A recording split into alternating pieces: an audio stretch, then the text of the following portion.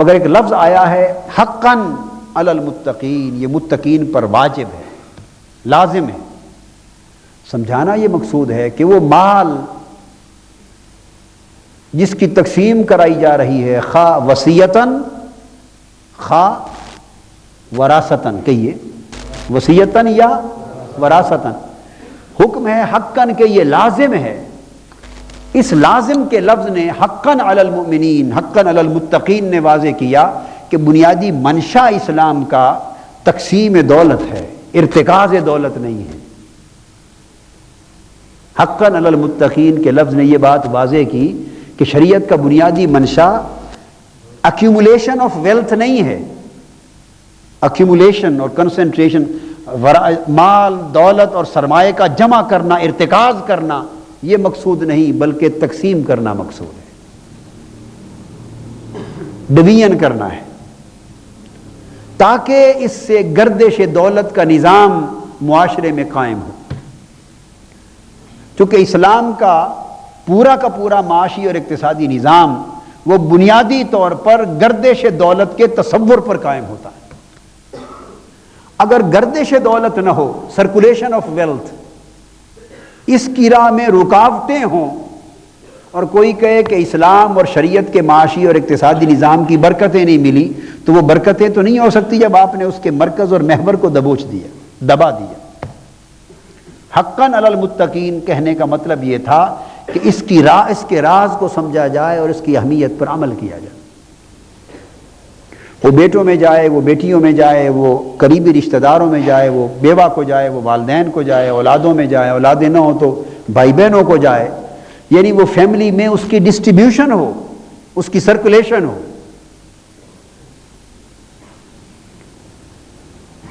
تاکہ ارتکاز کا رجحان اور ایکیومولیشن کا ختم ہو سکے۔ اب سوال پیدا ہوتا ہے وہ وصیت والا اور وراثت کا۔ تو جب آیت وراثت کی آیت اتر آئی اور اس نے والدین کے بھی اور اعزاء اقارب کے بھی، رشتہ داروں کے بھی، قریبی کے سب کے حصے وراثت کے مقرر کر دیے، تو اس وقت یہ آیت منسوخ ہو گئی، اور حضور علیہ السلام نے فرمایا ان اللہ اعطا کل ذی حق حقہ فلا وصیۃ لوارث، اللہ تعالیٰ نے ہر حقدار کو اس کا حق دے دیا ہے، بس اب کسی وارث کے حق میں وصیت نہیں ہوگی۔ اس حدیث پاک نے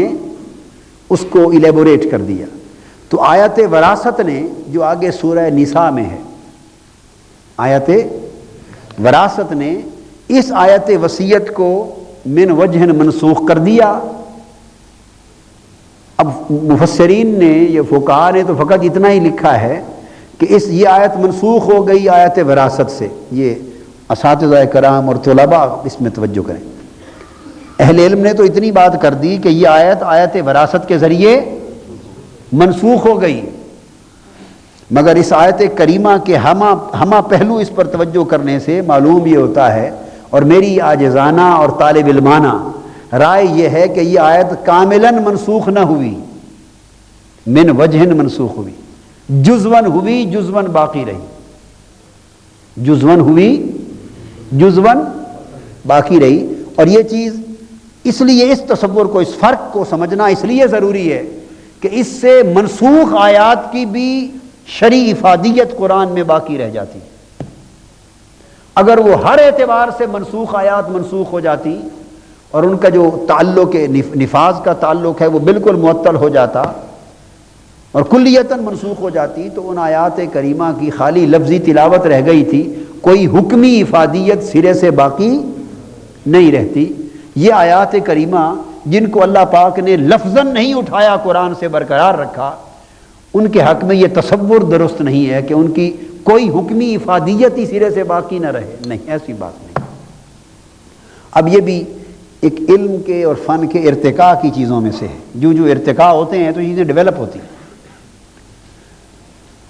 منسوخ کس حد تک ہوئی اور کس حد تک باقی رہی؟ منسوخ صرف اس حد تک ہوئی للوالدین والاقربین بالمعروف، کہ اگر مرنے والا کوئی مال چھوڑ چکا ہو یا چھوڑ کے جا رہا ہو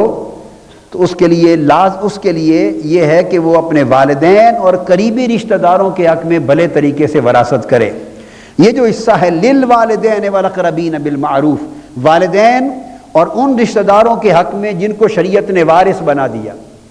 اس حد تک یہ آیت منسوخ ہو گئی۔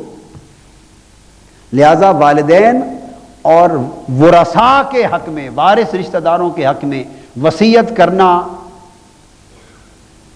ممنوع قرار دے دیا گیا۔ اور آگے تھا حقاً علی المتقین،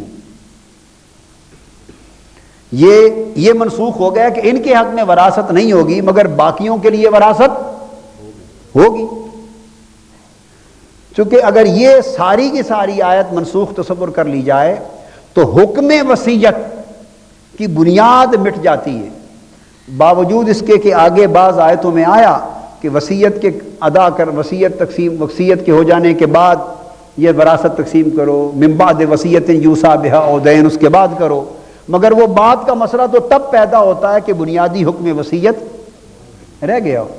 لہذا بنیادی حکم وصیت کے لیے یہ آیت نص اور دلیل ہے۔ اور دوسری منسوخی اس کی ہوئی کتب علیکم، کہ تمہارے اوپر فرض کر دیا گیا ہے۔ اس سے پہلے وصیت کرنا فرض تھا، اب فرض نہ رہا، فرض استحباب بن گیا، مستحب رہ گیا، مباح ہو گیا، جائز ہو گیا، مرنے والے کا حق ہو گیا، اور بعض معاملات میں یہ مباح ہو گیا۔ اب یہاں ایک نکتہ سمجھاتا ہوں آگے چل کے۔ لہذا اس کا حق برقرار رہا، اور جو رشتہ دار وارث نہ ہوئے ان کے حق میں وصیت کا حکم بھی برقرار رہا۔ والدین اور ورثاء کے حق میں منسوخ ہو گیا، اور فرضیت وصیت کی منسوخ ہو گئی۔ اب یہاں اس دور جدید میں ایک سوال پیدا ہوا، یہ نوجوان اور اہل علم پڑھے لکھے افراد کے لیے خاص طور پر ہے۔ یہ مسئلہ پرویز صاحب نے اٹھایا تھا، غلام احمد پرویز نے کسی زمانے میں، اور پھر اور بھی بہت سارے لوگوں نے اس کو لے لیا، اور پھر پاکستان کی حکومت نے بھی اس کو لے لیا، اور اس کے جو احکام فیملی لاز بنے اس میں، اور اس کی کئی دشواریاں پیدا ہوئیں۔ اور اب بھی کئی لوگ جو شریعت کے پورے احکام وراثت و وصیت کو نہیں سمجھتے، وہ مغالطے میں رہتے ہیں، اور کئی بار سوال ہوتا ہے۔ وہ یتیم پوتے کی وراثت کا مسئلہ ہے۔ وہ یہ کہتے ہیں کہ معاذ اللہ دیکھو شریعت نے یتیم پوتے کو حق ہی نہیں دیا کوئی۔ یتیم پوتا اسے کہتے ہیں کہ ایک دادا اے دادا ہے، بی اور سی اس کے دو بیٹے، بی اس کا بیٹا بھی زندہ ہے، ایک بیٹا سی وہ فوت ہو گیا باپ کی اے کی موجودگی میں، باپ کی موجودگی میں ایک بیٹا فوت ہو گیا، باقی بیٹے زندہ ہیں۔ اب وہ جو ایک بیٹا اس کا فوت ہوا، آگے اس کے بچے بھی ہیں، تو دادے کی موجودگی میں جو اس کے پوتے پوتیاں رہ گئے ان کو یتیم پوتے پوتیاں کہا جائے گا۔ اگر تو ان کا چچا بھی فوت ہو گیا ہوتا، وہ دوسرا چچا یا تایا کوئی بھی نہ ہوتا، تو پھر دادے کی وراثت تمام بیٹوں کے فوت ہونے کی وجہ سے ان کے آٹومیٹیکلی ان کی اولادوں کو آگے منتقل ہوتی۔ اب جب اس کا ایک یا دو یا تین بیٹے رہ گئے اور ایک دو مر گئے، تو ان کی اولادیں جو ہیں وہ یتیم پوتے پوتیاں رہ گئے، جب ان کے چچے اور تائے باقی بھی زندہ ہیں۔ ایسی صورت میں وہ یتیم پوتے پوتیوں کو وراثت کا حق نہیں ملتا، ان کو وراثت نہیں جاتی، یہ حکم شریعت ہے۔ اب یہاں ایک اعتراض شریعت پر کر دیا گیا، شریعت کے قانون کو پورے طور پہ نہ سمجھنے کی وجہ سے، کہ دیکھو جی یہ تو بہت بڑا ظلم ہے، وہ جو ہٹے کٹے چچے تائے بیٹھے ہوئے ہیں تو وہ تو لے رہے ہیں اپنے باپ کی وراثت، اور ان بیچاروں کا یہ قصور کہ ان یتیموں کا باپ فوت ہو گیا۔ اگر وہ زندہ ہوتا تو وہ بھی اپنے باپ کی موت پر وراثت لیتا، اور پھر آٹومیٹیکلی اس کا حصہ اولاد کو منتقل ہوتا۔ چونکہ اس کی ڈیتھ پہلے ہو گئی، لہذا اب نتیجہ یہ ہوا کہ وہ تو مر جانے کی وجہ سے محروم ہوا ہی، آگے اس کی اولاد بھی محروم ہو گئی، جو یتیم پوتے پوتیاں ہیں، حالانکہ کوئی زیادہ حقدار تھے یتیم ہونے کے ناطے۔ سوال بڑا وزنی ہے نا یہ سوال بڑا، یار لوگوں نے جو شریعت کے احکام پر پوری اور گہری نظر نہیں رکھتے، اور ان کے ہاتھ میں قانون ہوتا ہے بنانا اور احکام کو وضع کرنا اور فتوے دینا، اور مجتہد بنتے ہیں،